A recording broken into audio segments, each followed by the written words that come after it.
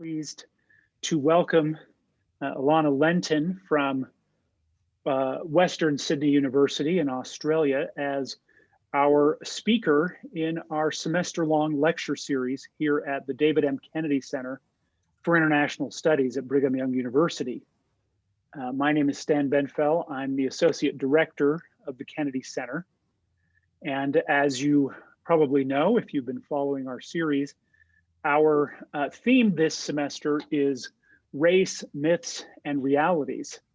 And we're very happy to be hearing from Professor Lentin, who is a great scholar and authority on these issues.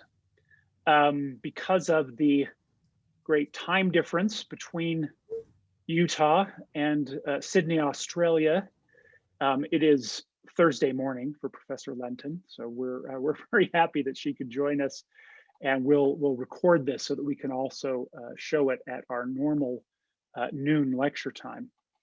Let me just remind you that the Kennedy Center sponsors a number of lectures and other events, and I invite you to find out more about them by visiting our website, which is just kennedy.byu.edu.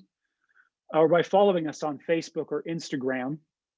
Let me just mention one event that's coming up, and you can find more information about this on our website, and we'll post some information about it in the chat. But the Center for European Policy Analysis has a meme video short story contest. And so we will, you can look for more information about that if you're interested.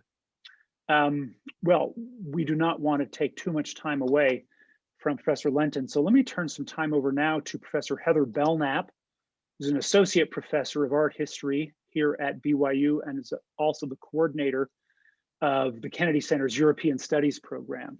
And she will introduce our speaker, following which we'll turn the time over to Dr. Lentin. Heather. Thanks, Dan. Dr. Alana Lentin is an anti-racist, race-critical scholar who works on the critical theorization of race, racism, and anti-racism.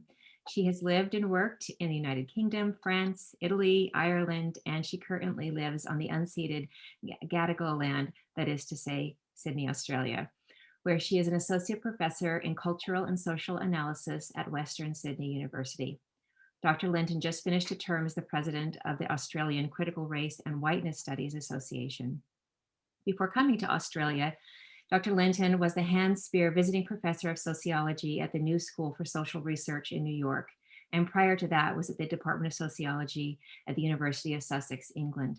Her books include, or among her books are, I should say, Racism and Anti-Racism in Europe, a reader on racism, The Crisis of Multiculturalism, Racism in a Neoliberal Age, Racism and Sociology, and then of course her latest publication, Why Race Still Matters. I first became aware of Dr. Lentin's work after hearing of a book launch event for Why Race Still Matters last fall. The conversation there was about a chapter in her book called Good Jew, Bad Jew, which argues that in order to adequately theorize anti-Semitism today, we must instead see it as entangled with Islamophobia. Anti-Semitism was the topic of the European Studies program's last iteration of Cafe Europa just a few weeks ago, where discussants considered how this was at the root of several key events in European history. Today, Dr. Lentin will be talking in general about her book, which adopts a transnational comparative approach to examine how race works across contexts, particularly France, the UK, Australia, and North America. It is my great pleasure to welcome Dr. Alana Lentin to the BYU David M. Kennedy Center for International Studies lecture series on race, myths, and realities. Thank you very much, Heather. Thank you so much, Stan, for the invitation and for the warm words of introduction. Before I get started, I just want to share my screen so you can see the slides I've prepared. Just give me 1 second.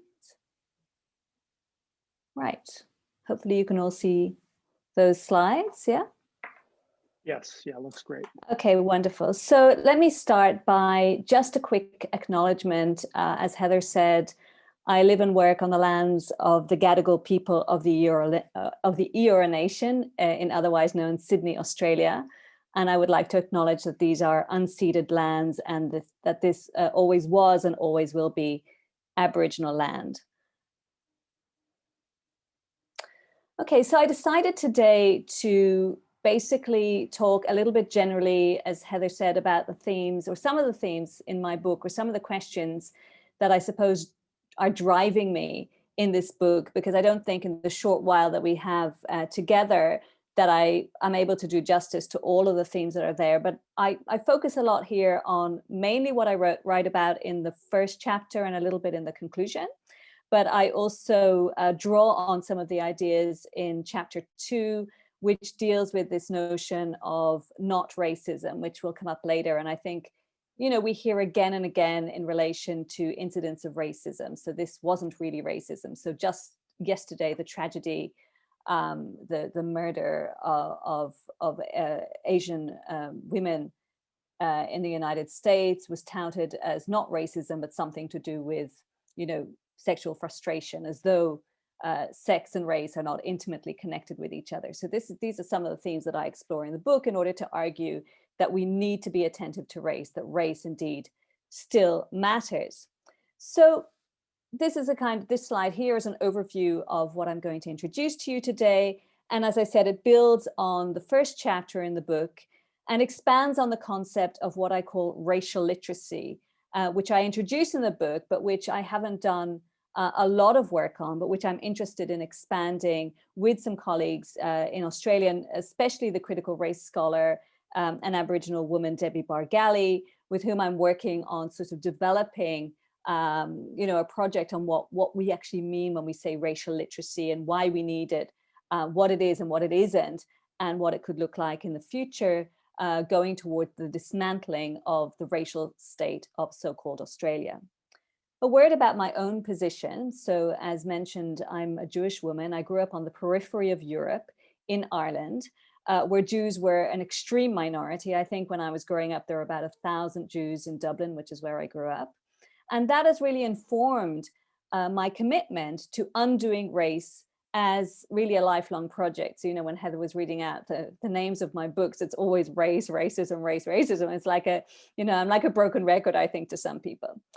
I personally came to the study of race and racism through my anti-racist activism, where I think I learned that placing racisms on a hierarchy of importance was a recipe for actually reproducing racism and enabling white supremacism, which has all of its as its targets. And I think we really saw this again in relation to this tragedy yesterday, where it was pointed out that really talking about Asian people in particular as white or as proximate to white is not always helpful when we try to really think about how race works. And I credit that idea to Claudia Rojas Garcia, who made these points online and social media.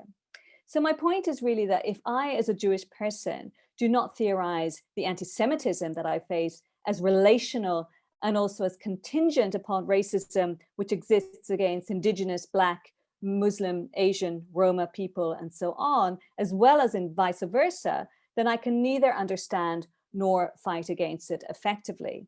But I'm also increasingly concerned about the sort of siloing of anti-racist politics, which is alluding to what I said earlier, and the posturing also, I think, that we've seen, particularly in the sort of aftermath of last summer's Black Lives Matter protest around anti-racism as a label, I think. But of course, that's a subject for another talk, or perhaps for some questions in the Q&A.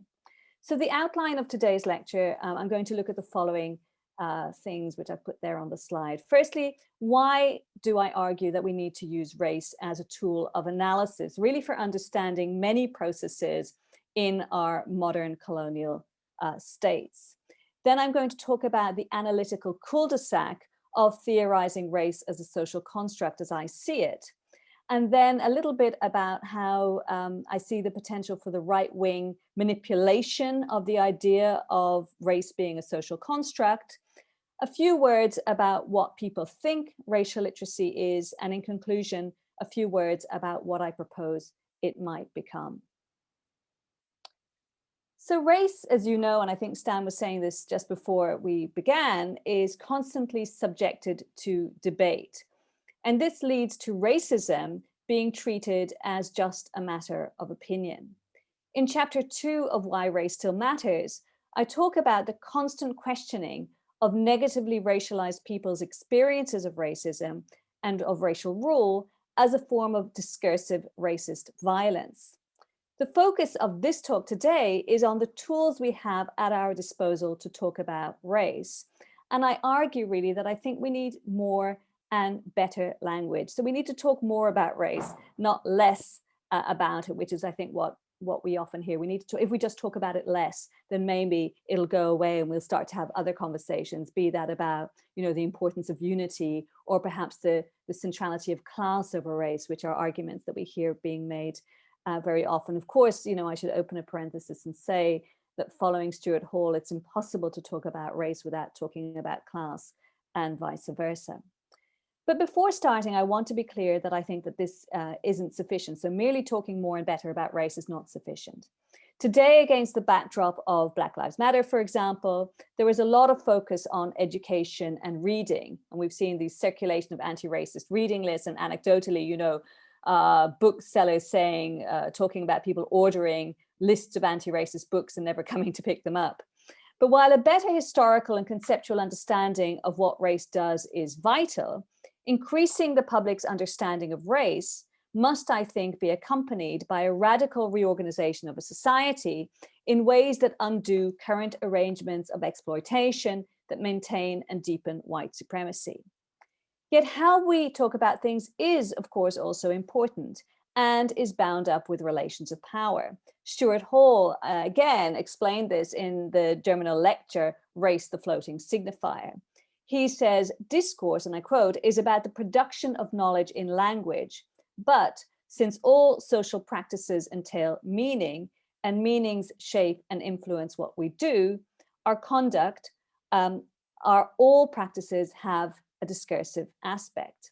A good example from a few months ago came when the critical race and legal scholar Nadine El-Anani from Birkbeck University in London was interviewed on a BBC radio show called The Moral Maze about the morality of the British Empire. Her expertise was roundly dismissed by panelists on the show, for whom talking about historical facts is seen as an impediment to getting beyond race. In this version of events, talking about race is seen as divisive. Those who make it about race, which is the chapter of the title of the third chapter of my book, are seen as the problem rather than, you know, the racism itself.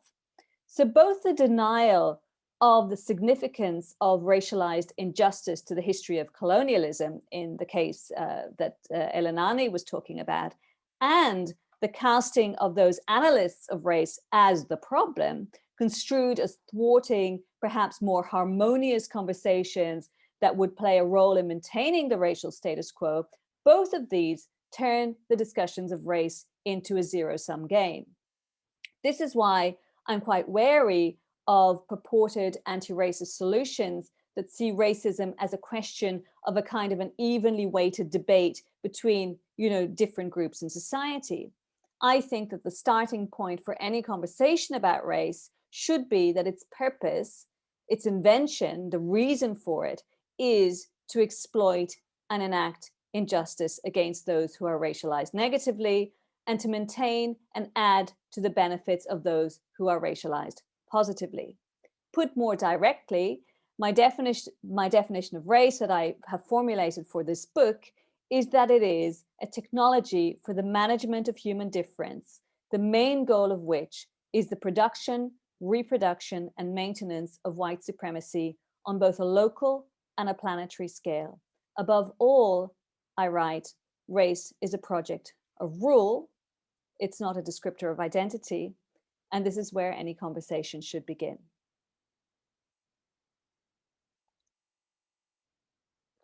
Okay, so there are many roadblocks put in the way of talking about race in the way that I'm suggesting is the one that's most useful. not least because of the discomfort it elicits. Because of course, as soon as you talk about people benefiting from current racial arrangements, there are people who are going to feel on the back foot and feel that they personally don't benefit, and that they would like to be released from this, this noose, if you like. But as the Aboriginal scholar, the leading race scholar in Australia, Aileen Morton-Robinson, makes clear, there are also impediments within scholarly approaches taken to Indigenous studies in her case, and also to what I call racism studies and related areas such as migration studies, to talking about race as a project of rule that maintains the exploitative practices on which European global domination is based. Morton-Robinson, for example, has criticized the prominence of culturalism within Indigenous studies. And she writes that foregrounding race, coloniality, and other structures of power, such as gender and nation, from an Indigenous standpoint, assists in shifting Indigenous people from being objects of study to being analysts of the conditions of their existence. Now, I think her critique is incredibly important because it shows how categories such as Indigenous or Black are brought into being through racial rule, but it also points to ways of dismantling what Debbie Bargali calls the racial state, after David Goldberg, because those whose lives have been shaped by racial colonial power are, of course, the ones who are best placed to address how to undo that power. The problem is that conversations about race are most often spent justifying and defending, and least listening and learning. And I think we can all become better readers of race, but of course that necessitates work. Race generally, perhaps less in the United States, but absolutely here in Australia and in Europe, as well as other locations, is generally treated as a sort of a marginal or special interest topic. So you might at best in a sort of a sociology or cultural studies or politics get a sort of a week on race, gender, sexuality, right? And that's your race, like as well as your gender and your sexuality. But there is much more women's studies or gender studies on offer than there is race studies. But of course, you are much more fortunate in the United States. But my argument that really, because of the centrality of race as a central technology for organizing, societies since the onset of modernity, race, a deep understanding of how it functions and how it continues to reproduce itself, should be at the heart of how we approach all other topics. So to use that kind of academic managerial speak, we could talk about mainstreaming it as a subject of study. This is because, as Hall again writes, race is one of those major or master concepts, and he says the masculine form is deliberate, that organize the great classificatory systems of difference that operate in human societies. Okay, so on to why I think we need to think beyond the social construction of race. If you were to ask students in the social sciences one thing about race, they would probably say that it is a social construct. And I actually think this is a great advance, because when I started teaching, when I asked, students, what do you think race is? Is it something natural or is it something produced historically? They would tend to say they thought it was something natural. So something's happened and shifted in people's understanding, which I think is great. Perhaps we have the internet to thank for that. But although I teach social constructionism, I'm actually more and more dissatisfied with this explanation. In fact, the way we talk about race as social construction has little to no explanatory power. We as social scientists, we kind of know what we're doing when we talk about social construction. So it's like a shorthand, and we believe that it's self-evident. So social scientists, as we all know, are allergic to talking about things being natural or inherent, right? So when we say it's a social construct, then we know there's a whole backstory there that comes into play, but that the public doesn't necessarily have at their disposal. So when we say something is socially constructed, obviously we mean that it is not organic and that it is invented. And we tend to use this in order to be able to speak about race without falling into the trap of reproducing race as a phenomenon occurring in nature, which is, of course, what ideas of racial science are grounded on. So it's in opposition to racial pseudoscience. But so if it is not true to say that race is a social construct, let me start again. obviously it isn't, it's not that it isn't true to say that race is a social construct. We take that as a given. I agree that it's a social construct. But my question is, then what? What do we do with that information is what I'm trying to ask. As the late historian of colonialism, Patrick Wolfe, wrote, there isn't much use in talking about race as socially constructed if we don't actually say how and in what circumstances it has been constructed. And he adds how this differs from place to place. So although we can think about race as a global project, it also has local iterations, which are really important to pay attention to. So the two parts of this are equally important. On the one hand, because race hasn't been treated, as I said earlier, as a serious subject of study by the mainstream of scholarship, particularly, as I said, outside of the United States, there is little investment in showing exactly how, why, and when race was constructed, how this changes over time, how it adapts to the particular conditions in which racial rule is enacted from place to place, and what precise effects this has and continues to have. On the other hand, by collapsing histories and sociologies of race into each other, we end up with a very imprecise theory of race that is largely dominated by the US-American story. This is quite simply because of the globally hegemonic status of the United States and the fact that Black scholars there in the main have pushed for the inclusion of race as an object of study much more successfully than they have done in other countries. There's also a question of critical mass. There are also points that could be made about the political economy of publishing that play a role that I don't have time to get into here. However, while theorists from US American, Black, ethnic, Indigenous, and critical whiteness studies have an important impact on shaping understanding, they shouldn't stand in for localized theorizations based on local standpoints. But we also need more investment on explaining the what, how, and why of race as both a global project that ultimately is about the creation of this opposition between Europeanness and non-Europeanness, as Barnard-Hesse puts it, as well as being locally specific in each context in which it was put to work in the service of European rule and attendant white domination. So I think what the picture that I'm trying to paint is that there's really a lot of work to do. We haven't put the full stop after race and understood what it is. There's myriad areas in terms of how racial rule is developed and maintained and reproduced that simply haven't yet been explored. Now, the problem with social constructionism is that it departs from a partial reading of race that denies its full history. Race has largely become a taboo topic because we largely understand it only in terms of its theorization as biology. So for example, today I often look at social media and somebody tweeted unproblematically that white is a racial identity. Now for me, that's an extremely problematic statement because it ascribes a kind of a biological, it creates a connection between biology and identity, or skin color and identity, which is much more complex than that. I mean, just we don't necessarily feel that these racial ascriptions should describe us because they are derived from racial arrangements, which are all about technology as a rule, and there is nothing organic about these forms of identification. So race has become a taboo topic, as I'm saying, because we largely understand it as biology. It is, of course, correct that there are no biological distinctions between racial groups, as racial science contends. But when we stop there, when we simply make that statement, I think we don't actually do much to challenge the continuation of racial logic. So Barnard-Hesse, following Ian Hacking in his book, The Social Construction of What, asks, well, what are we actually saying when we say that race is a social construct? According to Hesse, if you ask someone the question, what is race the social construction of? The answer is usually, race is a social construction of the biological idea of race.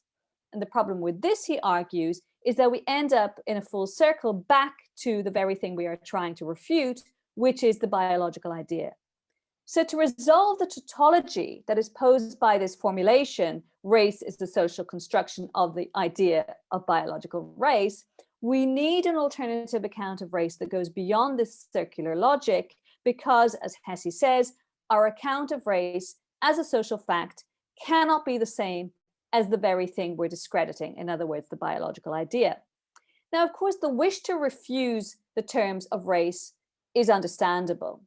Many, such as the great Black cultural critic Paul Gilroy, wish to push for an end to race because, as Anthony Appiah wrote, there is nothing of use that race can do conceptually because it cannot escape naturalizing and fixing boundaries between groups of human beings who have been wrongly classified along a racial hierarchy.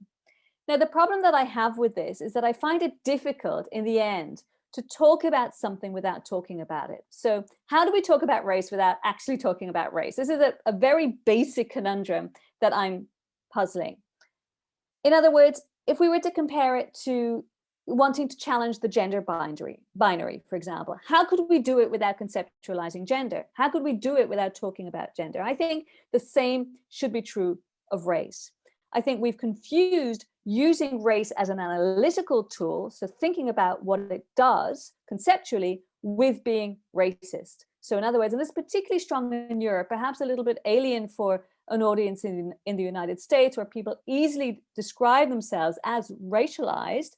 In the European context, particularly, to talk about one's race is completely taboo. This, of course, is linked to the failure to disentangle the relationship between race as a word that imperfectly summarizes a project of rule and racism in the ideological or attitudinal domain. The mainstream view that most people, I think, share is, as Ta-Nehisi Coates wrote, that race is the child of racism, not the father.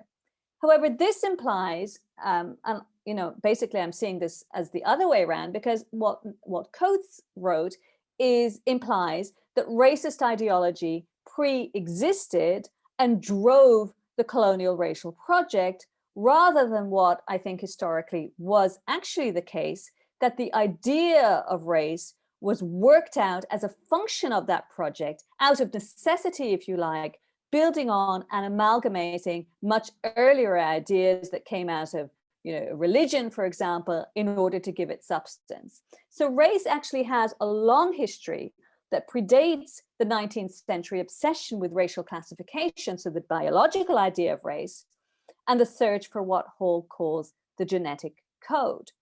Race, in fact, passes through periods of geographical, religious, and only lastly, genetic legitimation. And it most often, in fact, blends a range of discourses and ideas together in order to justify the rule over and exploitation of the majority of the world for the purposes of the enrichment of Europeans. So race, using Alexander Wehelia's work, is best understood as a series of assemblages. So he talks about discourses, practices, desires, infrastructures, languages, technologies, and so on, which are all about ways, creating political structures and institutions in ways that bar non-white subjects from being considered fully human. This is Wehelia's, definition. It's also difficult to disentangle race from the modern capitalist system, and all capitalism, as Ruth Wilson Gilmore writes, is of course racial capitalism. This is why I think we should be wary of arguments which are prevalent in the social sciences that race today is more cultural than it is biological, as though this was not always the case. In fact, racial rule always blended nature and culture, the body with people's ways of life, productions and performativities in order to produce and maintain itself. And this is why Wendy Chun usefully, I think, talks about race as a technology. And because race is inherently on such shaky grounds, in fact, as a concept, its proponents always had to rely on a range of narratives to secure the power relations constructed in its name. And this is at least partly why race is such a confusing and slippery object, and why many people say, well, let's just not talk about it because it's too difficult to define. race, or what Barnett-Hesse calls raceocracy, to evoke its essence as a form of governmentality, is fundamentally, as he writes, colonially constituted. Reducing this complex assemblage of laws, economic practices, policies, belief systems, and grammars to only one of its parts, in other words, the project to give it a grounding in science, denies, I think, the full spectrum of racial rule. It also makes it difficult to challenge the persistence of race and racism well after the official refutation of race as racial science. Paradoxically, the failure to dismantle racial rule also allows for the continuation of racial science and its resurgence today, in fact, a so-called race realism, because the fact of racialized differentiation and consequent injustice is made to appear natural, just a fact of life, rather than being based on the failure to dismantle the racial arrangements that colonial domination put in place, both locally and globally. So in a sense, the very biological idea of race that we wanted to refute by refusing to name race is maintained under cover of the failure to actually deal with the political signification of race as a project of rule. A further reason, I think, to resist the easy theorization of race as a social construct is that it also lends itself to capture from the right, which is an idea that I use building on the work of the anthropologist Jason Antrosio. Antrosio has said that the social construction of race is what he calls a conservative goldmine for a variety of reasons. Politically, the idea of race as social construction can be manipulated by the right, because if we explain exactly how race has been socially constructed and also how we can act against it, the social constructionist argument lends itself to the notion that race is nothing but a myth. So if you remember when I said earlier that we as social scientists know what we mean when we say social construction, but the public in general doesn't, I think that the general, or at least the way the public has been sold the idea of social construction, is that, basically we're talking about myths, okay, or lies. Antrosio says that the social constructionist idea was never connected to concrete political change. And he says that without this project of how to actually overcome race, it's largely useless as an idea.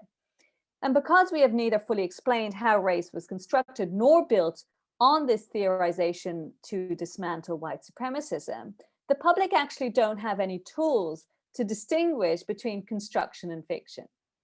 And I think we see this today, very much in the manipulation of the evidence about how COVID-19 disproportionately affects racialized minorities. Generally in the public discussion, instead of seeing this as a consequence of racial rule, which has led over time to Black, Indigenous, Latinx people and people of color in many European countries, Muslim people, particularly in the UK and elsewhere, being more socioeconomically disadvantaged, often living in overcrowded and poor housing, occupying frontline so-called essential jobs, and so on, and as a consequence, often suffering from more illnesses and so on, which leave them, exposed to higher risks of the negative effects of COVID-19. What we see very often in the public discussion is this shortcut being made to race as biology. So racialized people are seen very often as having a natural or genetic and a racial predisposition to disease, rather than seeing in detail, indeed, how this is being socially constructed. We cannot disentangle this from the eugenicist type approaches taken to deaths, both of racialized people and more generally to older people in care homes, for example, who are of course no longer seen as useful for the economy and society. Now, of course, it's true, as Barbara and Karen Fields have shown in their book Racecraft, that race does involve a significant degree of myth making. They call it a folk idea. But the fact that the idea of biological difference is mythical doesn't change its socially real effects. in the minds of right-wing people who are opposed to anti-racism, race and racism are sort of collapsed into each other, so that what is heard when we say race is a social construct is actually that racism is a myth. Or in other words, if there are no real racial differences, then any differentiation on the basis of race is also a figment of people's imagination. And a lot of the current reaction to critical race theory, if you read, is framed in a very particular sort of liberal language around why are we creating these artificial differences between people? In fact, we are all the same, and we should be embracing how we're all the same rather than creating more racial divides with this evil theory of critical race. So this idea, this notion that race is a figment of people's imagination is what allows, for example, for dominant white society, and I'm thinking here of Australia, to blame Indigenous people for their own disadvantage, which is something you often hear on the right, but also in the sort of among centrists. And if in this reading of events, any injustices that are faced by Indigenous people are due merely to their inability to get beyond race. So you often hear, can you not just get over it? It was 200 years ago, and all of this kind of thing. Of course, the paradox of this is that race suddenly becomes significant when talking about the fiction of anti-white or so-called reverse racism. This ahistorical universalization of racism is, I think, a good reason for refusing mainstream notions of race as a sort of ascription of identity, and to insist on seeing it as a set of tools and technologies for enacting forms of rule that perpetuate white supremacy. Race, in other words, is best seen as a practice or a set of practices. Okay, so having raced through a lot of those ideas, let me say a few words in conclusion about this notion of racial literacy. Before proposing what I think, or just a few very schematic ideas about what I think racial literacy could look like, I think it's really important to say what it isn't or what it shouldn't be. As I said in the beginning, there's been a sort of an explosion of interest in anti-racism, race generally. There's a lot of reading happening, and I think that's really fantastic. I'm definitely, as an educator, not somebody who's opposed to more reading and more discussion, more learning. And racial literacy is something that's also, I'm not sure if it's something that's used as much in the United States, but ever since Heather mentioned the Australian Critical Race and Whiteness Studies Conference, we organized association, we organized a conference at the beginning of 2020 in Australia, and we gave it the title contained the words racial literacy. And ever since then, there's been a kind of an interest in it in Australia without much sort of thought about how it might differ to other initiatives around, sort of anti-racism training or diversity training or unconscious bias training and all of those types of things. The concept, in fact, originates with Frances Winans Twine, who applied it back in the early 2000s to specific situations involving dual heritage families. In an article on racial literacy in Britain, Twine proposes that racial literacy is a combination of cultural strategies and practices designed and employed by parents to teach children of African and Caribbean heritage. 1, to detect, document, and name anti-Black racist ideologies, semiotics, and practices. 2, to providing discursive resources that counter racism. And 3, provide aesthetic and material resources such as books, toys, and so on, to valorize and strengthen their connection to the transatlantic culture of Black people. So you can already see from her definition that racial literacy, in fact, was conceived not as a kind of a training mechanism, as I said earlier, but as a tool of empowerment, as giving people who have been negatively racialized the tools to navigate a racist society. So I'm really wary of explanations of racial literacy that oppose it to the illiteracy that is associated with ignorance. So for example, in her book, How to Be Less Stupid About Race, the sociologist of race, Crystal Fleming, uses the trope of ignorance and stupidity to suggest that we need better racial literacy. And I think that as a rhetorical tool, it's fine. It sort of reminds me of stupid white men. And the book, in fact, makes many important points about white supremacy and structural racism. So in a sense, it's a shame that the title, trades in this language of stupidity versus intelligence. Many on paper intelligent people perpetuate racial domination, while many on paper uneducated people are involved in anti-racist coalition building. The philosopher of race, Charles Mills, of course, theorized white ignorance as structural. In other words, the embedding of the idea that those who benefit from current racial arrangements do not know what race is or how it functions is a fundamental part of how racial logics are perpetuated. So the point here, of course, is that white ignorance is willful. It's not that it isn't true to say that there are individual white people who are not aware, and if they were made aware of race, that they wouldn't change their behavior or work towards anti-racism, but rather that the racial state requires this structural white ignorance in order to maintain racial rules. So it's less about individuals and more about structures. A simple way, I think, to see this is in the school and university curriculum, where not only is the history and sociology of race neglected, but often it is actively negated with propagandistic accounts that play down the severity of racism or play up the role played by Western states in ending it. So you often see, for example, in the UK very strongly, a lot of talk about Britain's role in the abolition of slavery, which conveniently sort of, forgets its role in establishing it in the first place. The other important point, of course, is that racial literacy, as I've been saying, is not a form of training. The great radical Ambalavana Sivanandan, founder of the Institute of Race Relations in the UK, spoke scathingly in the 1980s of the racism awareness training events that became popular at that time, which he said, and I quote, removed state and institutional responsibility for racism, instead turning it into a natural social phenomenon independent of material conditions, a so-called white disease. I think it's really important to state clearly that racism itself is not a pathology, nor a pandemic, as it is common to say today in the sloganeering. It is not by making white people cry with guilt that the structural conditions of racial rule can be overcome. So racial literacy is not a form of self-help in the form of Robin DiAngelo's white fragility manual. Racial literacy, in fact, is not for white people to learn how to avoid racial gaffes and so on.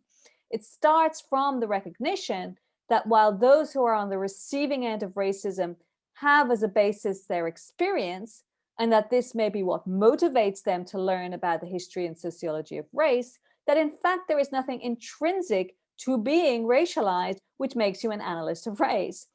So to take race seriously as a subject of study means treating it like any other area of specialization, which requires dedication to learning. And as Crystal Fleming writes, there is no ready-made solution to racism that a process of becoming racially literate can ensure. In other words, there's no diploma at the end of this process. So very finally, what could racial literacy look like? I think it should be approached as a lifelong commitment to unlearning as well as learning. It is a tool of what the Harvard Law professor Lani Guinier calls diagnosis, feedback, and assessment. She goes on to say that racial literacy emphasizes the relationship between race and power, that it reads race in its psychological, interpersonal, and structural dimensions. It acknowledges the importance of individual agency, but refuses to lose sight of institutional and environmental forces that both shape and reflect that agency. And it sees little to celebrate when formal equality is claimed within a racialized hierarchy.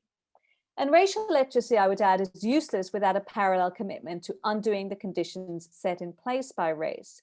I'm particularly wary of academics, for example, in analytical philosophy, who treat race as a kind of a puzzle, arguing over concepts and terminology, rather than using their skill as agents of anti-racist resistance.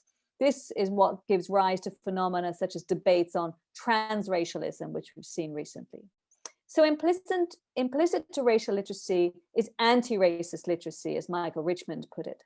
Any program of study on race should also involve a parallel study of the history of anti-racism, because any theorization of race that's worth the paper it's written on has to come from a deep place of commitment to overturning racism.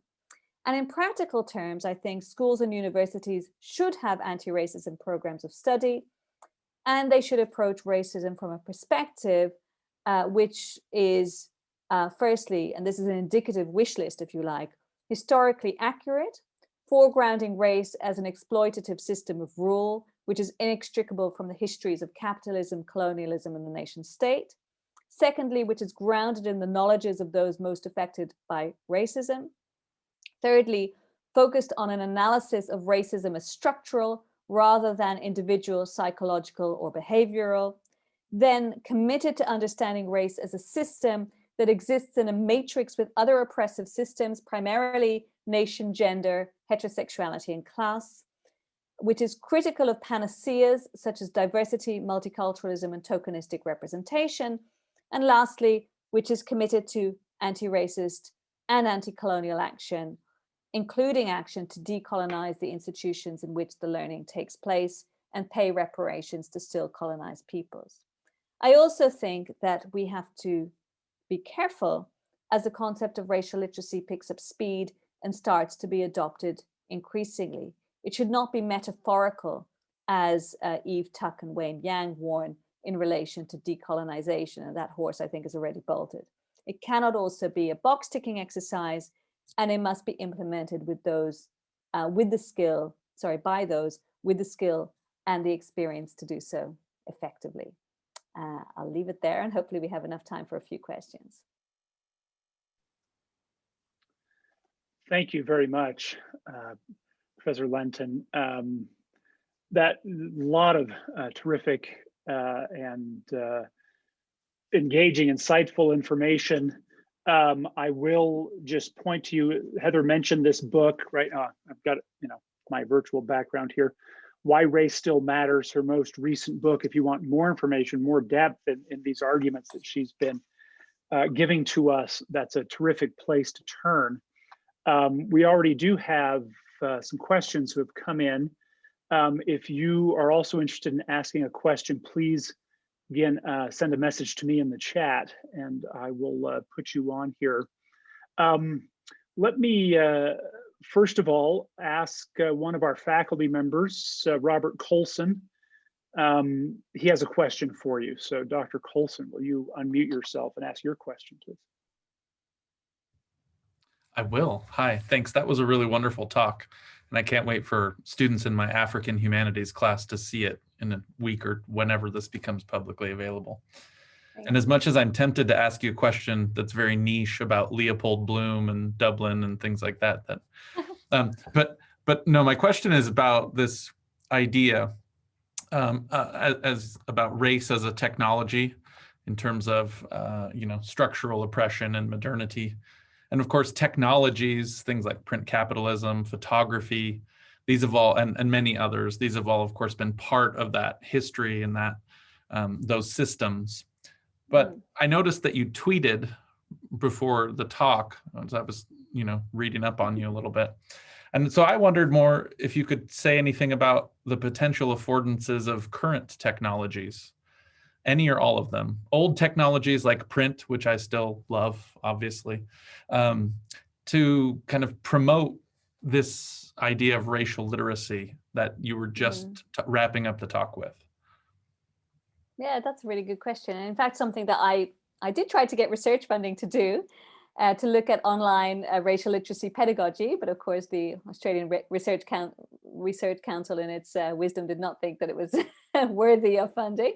No, I do think that a lot of excellent work is being done using digital technologies to raise awareness of race. And in fact, what I said earlier about social construction being something that sort of trips easily off the tongue today, in a good way, is I think due to the ways in which particularly Black radical scholars and other scholars of race have, and I'm talking about people who are often marginalized out of the academy, who have used the internet in very productive ways. I'm thinking here of Black Twitter and the phenomenon of that, in very productive ways to really, it's not just even a question of build awareness, but it's really to theorize in very, very specific ways, but in ways that have also, indeed because of the way in which race is exploitative, has also led to the hoovering up of their ideas by more established academics in the academy, who then often not practice good citational practices.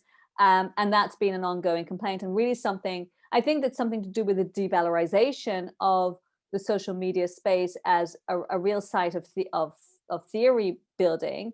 And so just to quote one example, the Surviving Society podcast, which I've been interviewed on and which do magnificent work of political education out of the United Kingdom, I cite them extensively in my book because they've done so many fantastic interviews with amazing scholars and activists, and it's a real source, right? But very often they've been told that they've been taken off reading lists by the departments because a podcast is not considered an academic source, right? So you already see that there are kind of all kinds of issues of, we could say, political economy involved here.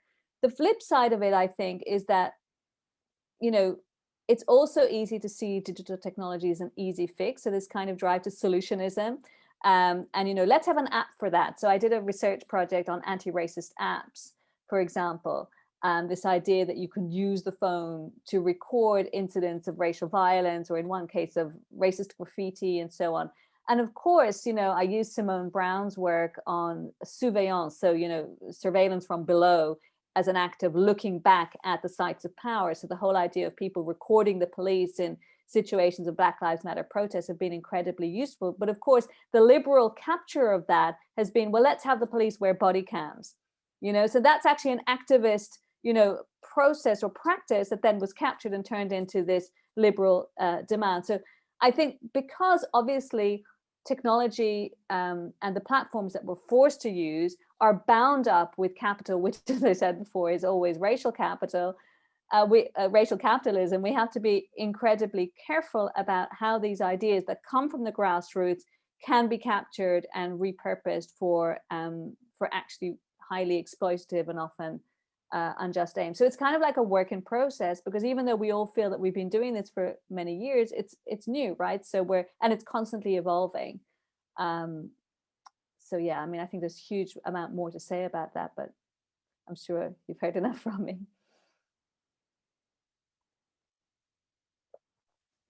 Thanks very much, Robert, for that response. So I'm going to combine a couple of questions here. There's been some interest for me as well. We have had a number of talks in this series that have addressed race within the United States, of course. And so it was very interesting to me and to others on the call as you talked about the differences between race as a discourse in the United States and elsewhere. And I was thinking particularly, I've read recently about how in France there has actually been a broad critique and people calling it American. You may have seen this sort of American theories being imported into France and being very un-French, that is, in the kinds of questions, and some of them seem to be around critical race theories. And so I was just wondering if you could talk about what differences you see in terms of the way race is or is not part of public discourse, public concern in Europe in particular, I guess, which is the questions we've had here, as opposed to the United States or even your own Australia. Yeah, that's a really important question, given the attacks on critical race and decolonial thought in France and elsewhere, I might add. UK, for example, very much picking up the Trumpist mantle of going against critical race theory. And I think this is becoming a global phenomenon that I think we have to be really, really wary of. The French case is really interesting. When I was doing my PhD research, which was on anti-racism in Europe, they would say in France that we are not like the UK. So the UK has a multiculturalist idea where all cultures are treated separate but equal, if you like.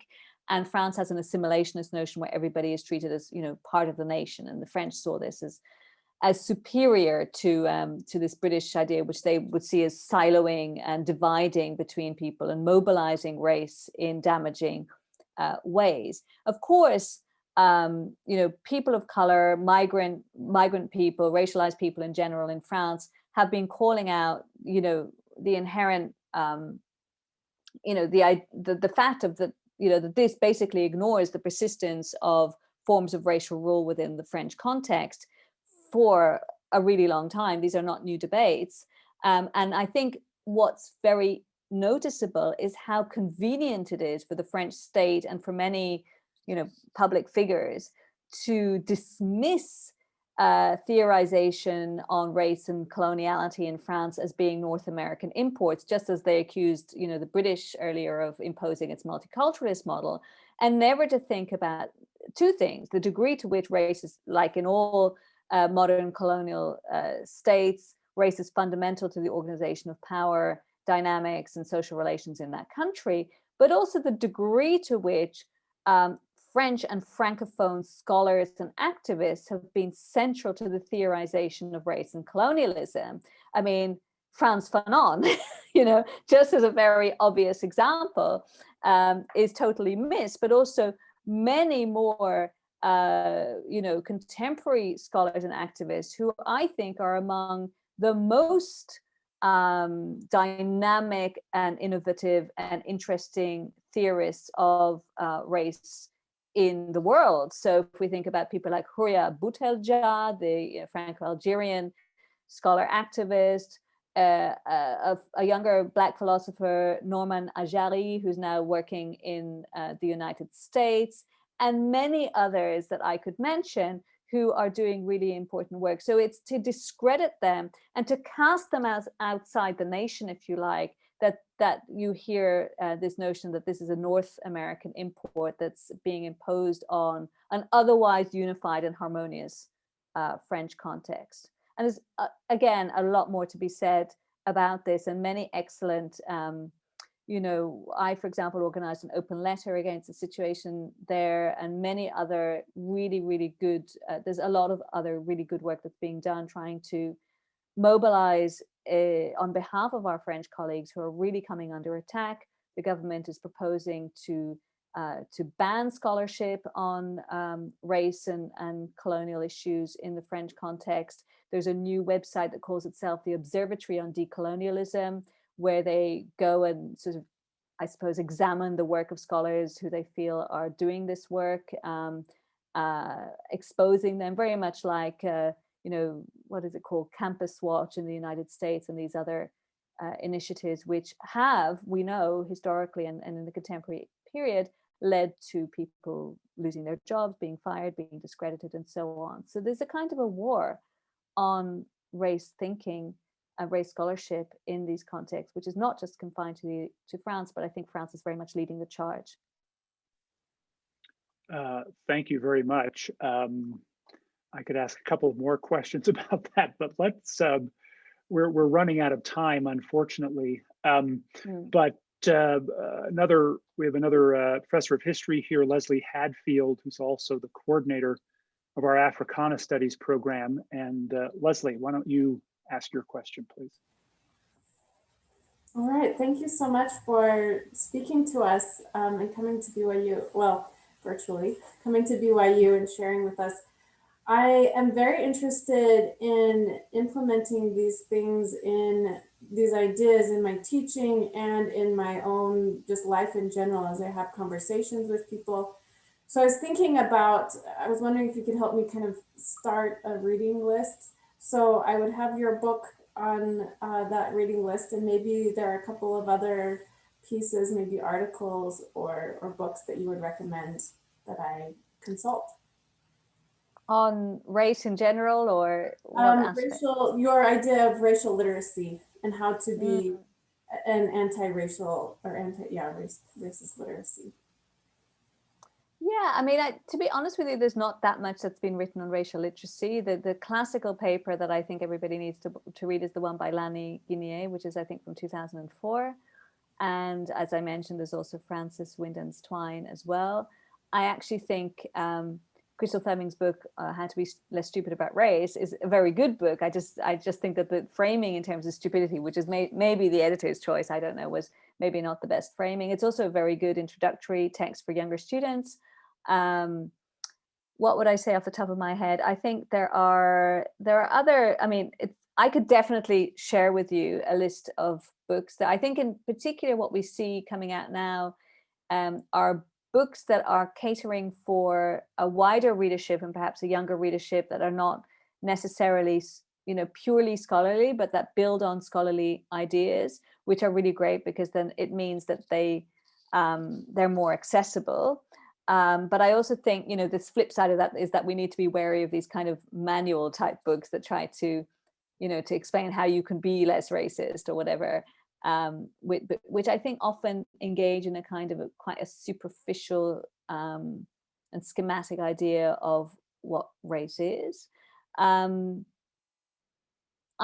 think I would probably like to share with you a list rather than continue now, because I mean there are so many, and that's what's great. There are many resources, also podcasts and web series, and just so many things. That would be wonderful. Thank you. Sure, absolutely. Yes, thank you. And perhaps you could, if you wanted to, email the email list to me. I could circulate it. That would be great. Well, I'm afraid we're actually past the hour here.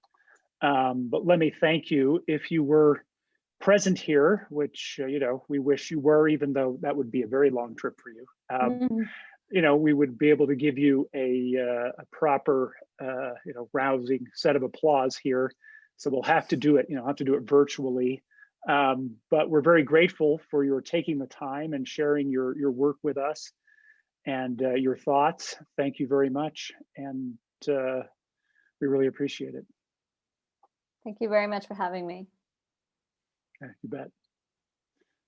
Thanks, everyone. Bye, everybody. Thank you. You. Thank you.